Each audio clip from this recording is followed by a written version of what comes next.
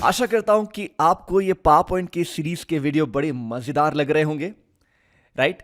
तो ले आया हूं इस बार मैं नए 7 स्टोरी टेलिंग स्ट्रैटेजीज जो आप पावर पॉइंट में यूज कर सकते हैं।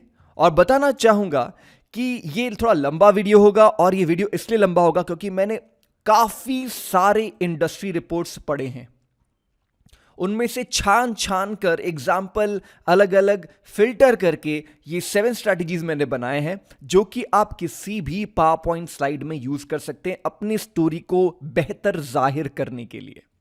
ठीक है, यहां पर हम बात करेंगे 6 स्ट्रैटेजीज के बारे में, क्योंकि 7वां जो स्ट्रैटेजीज है tips to create new visuals, ये मैंने ऑलरेडी अलग अलग वीडियो में अलग अलग तकनीक और एग्जाम्पल के साथ एक्सप्लेन किया है।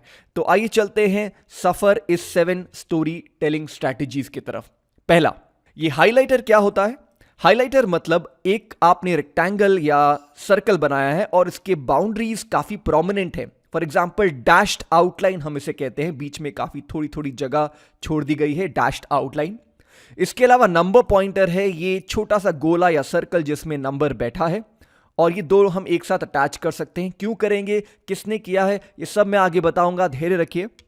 इसके अलावा क्लस्टरिंग है, ये छोटा सा कर्ली ब्रेसेस जो शेप्स के अंदर बैठा रहता है, और ये मैं काफी सारे एंट्रीज या रोज को क्लब यानी क्लस्टर करने के लिए इस्तेमाल करता हूं ताकि उसके पास में लिख सकूं 79 या 80%। कॉल आउट वो कॉमिक बबल जैसा दिखता है, इसके अंदर आप अपना मैसेज छोड़ सकते हैं। तो पहले मैं आपको बताऊंगा ये 4 स्ट्रैटेजी ये किस कंपनी ने कहां कहां किस सिचुएशन में यूज की है, उसके बाद आप समझ पाएंगे कि इसकी अहमियत क्या है। पहला, मैंने लिया है मैकेंजी रिपोर्ट का एक एग्जाम्पल।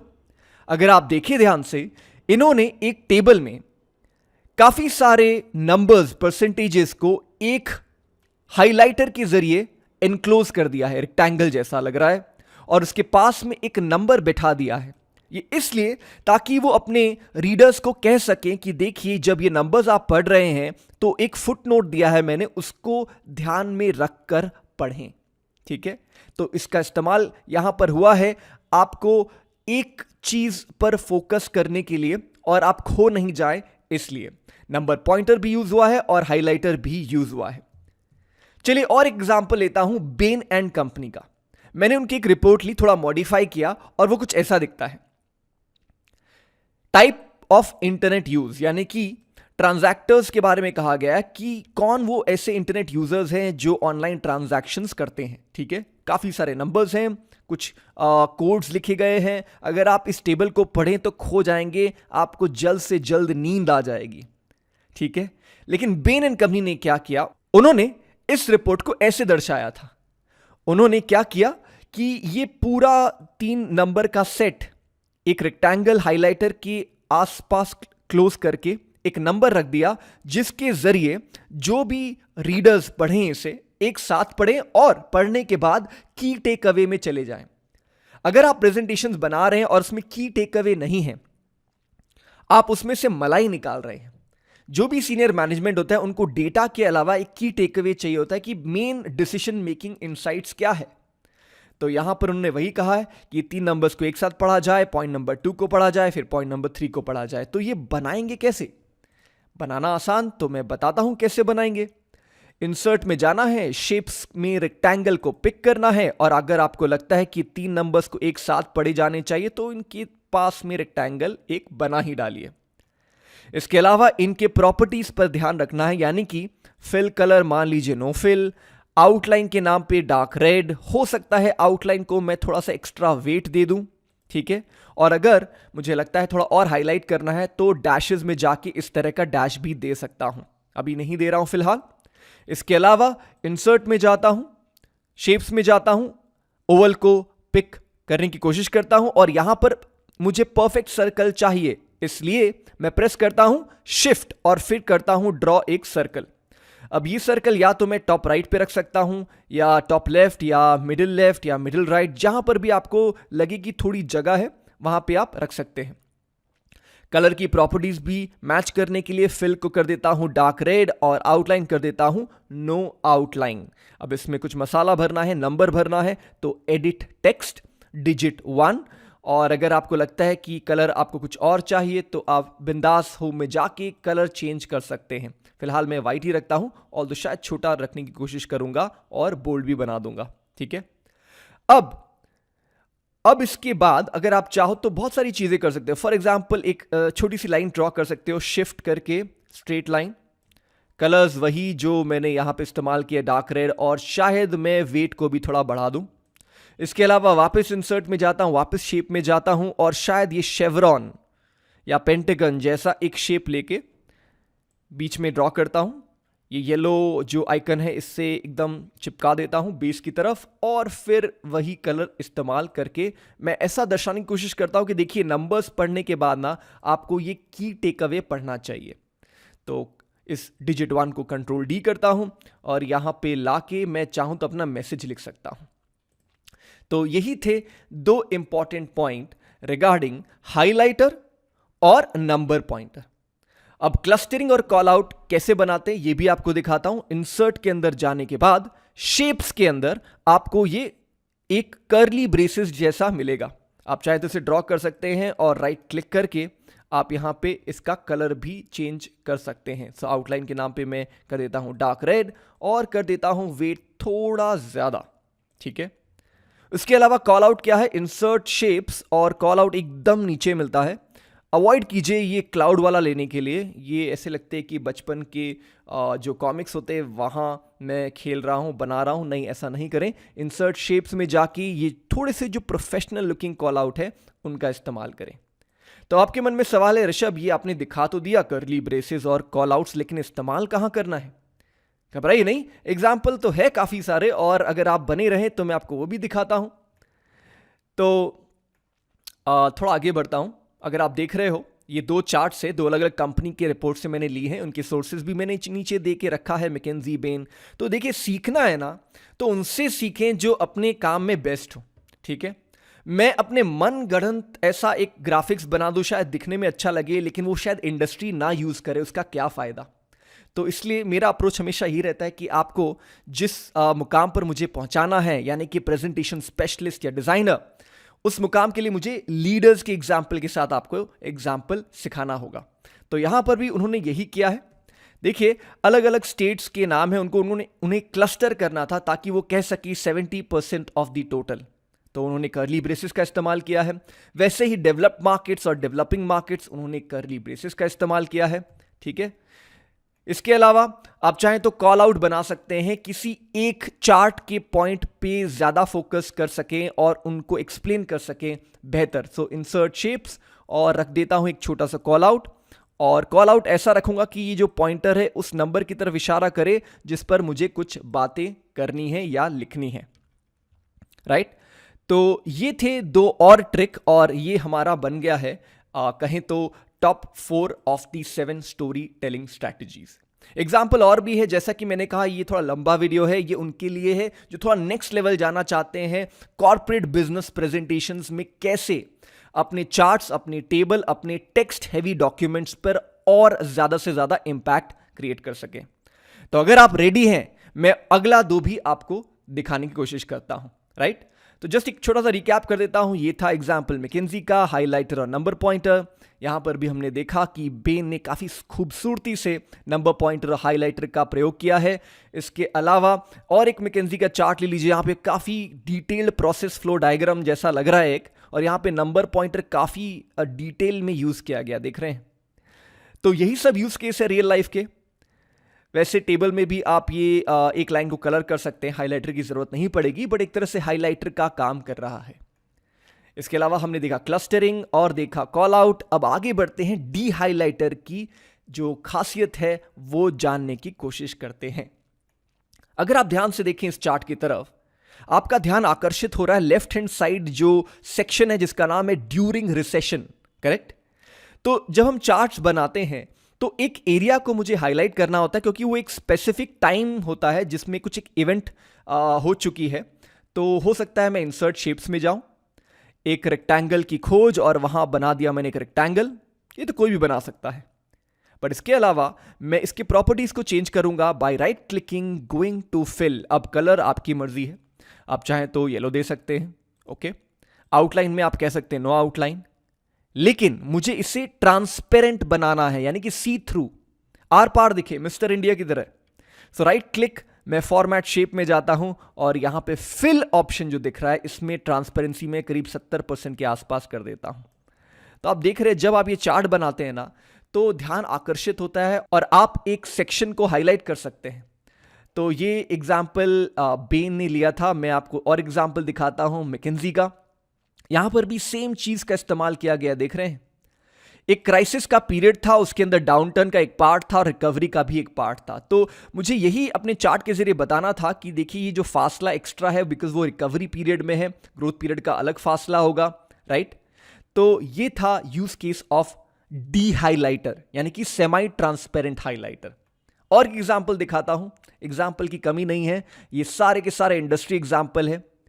चलिए ये दिखाता हूं मैं आपको, यही मैकेंजी का एक रिपोर्ट है जहां कह रहा है कि देखिए 97 से लेके 2016 के बीच में अगर मैं बात करूं ट्रेड ग्रोथ की, कंटेनर ट्रेड ग्रोथ, तो हर साल कुछ ना कुछ बढ़ोतरी हुई है।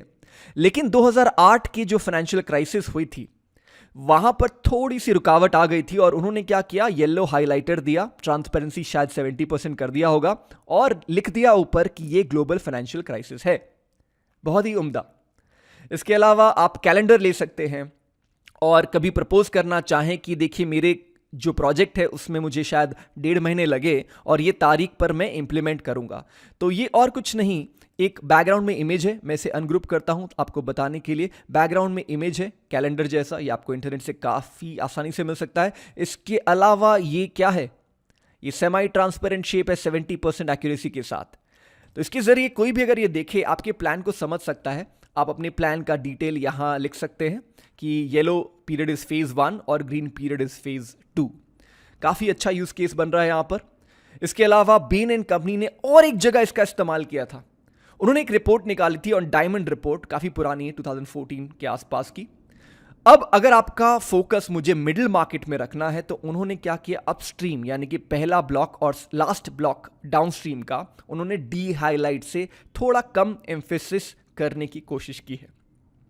तो ये सारे केसेस हैं डी हाइलाइटर के, राइट।